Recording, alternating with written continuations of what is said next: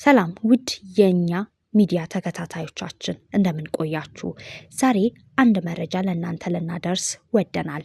አብራችሁን ቆዩ።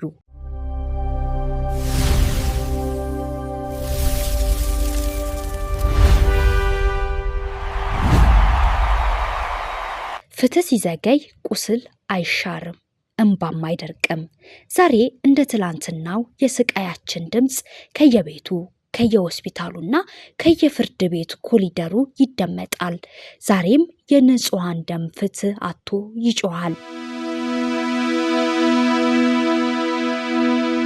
ሕፃን ሄቨን ከዚህ ዓለም በግፍ ከተለየች 3 ዓመታት ተቆጠሩ። 3 ዓመታት ሙሉ እናቷ አበቄለሽ በፍርድ ቤት ደጃፍ ተመላለሰች። ቀጠሮ በበዛበት ፍትህ በተስተጓጎለበት መንገድ ላይ ስለ ልቦናዋ ተሰበረ። መጨረሻ ላይም ተስፋ ቆረጠች። ሁልጊዜ ቀጠሮ አበዙብኝ፣ ሰለቸኝ። አሁን ግን ፍርዱን ከሰው ሳይሆን ከፈጣሪ ብቻ እጠብቃለሁ ለማለትም ተገደደች።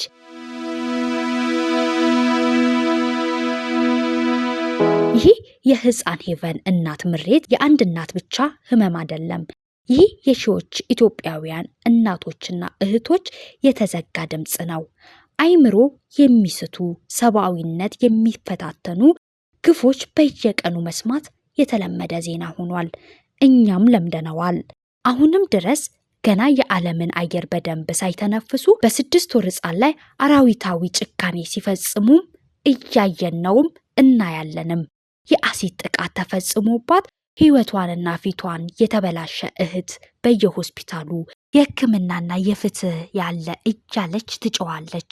በጉልበት ተጠልፋ ህልሟንና የወደፊት ተስፋዋን ተነጥቆ አሁንም በግዴታ ህይወቷ ውስጥ የምትኖር ሴት ቁጥር ቀላል አይደለም።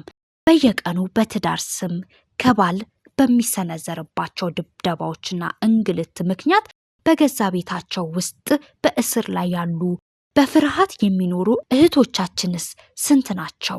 ይህ ጥያቄ ለሁላችንም ነው።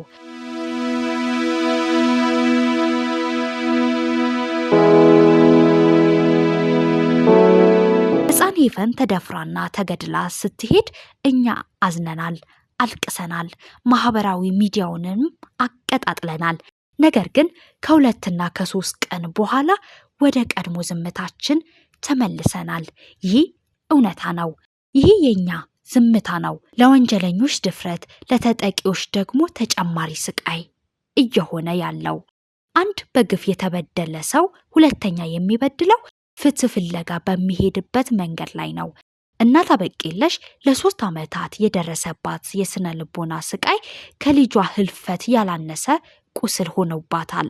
ነገ ይደርሰኛል፣ ዛሬ ፍትህ አገኛለሁ እያለች በፍርድ ቤት ኮሪደር ላይ መንከራተት ተበዳይን በቁም የመግደል ያህል ነው።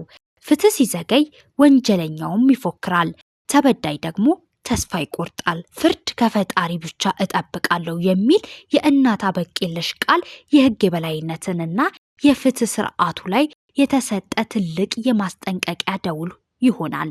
የሕፃን ሄቨን 3ኛ ዓመት የሙት ዓመት መታሰቢያም ታሰበ።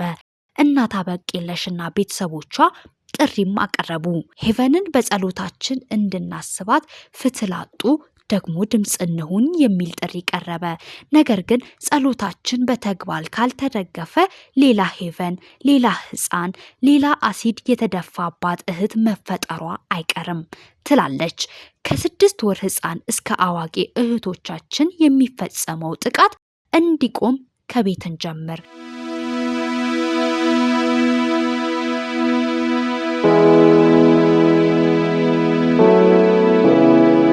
ጥቃትን አንሸፍን፣ አጥፊውን አንደብቅ። በፍርድ ቤት የተንጓተቱ መዝገቦች እንዲፋጠኑ ድምፃችንን እናሰማት ትለናለች የሄቨን እናት አበቄለሽ።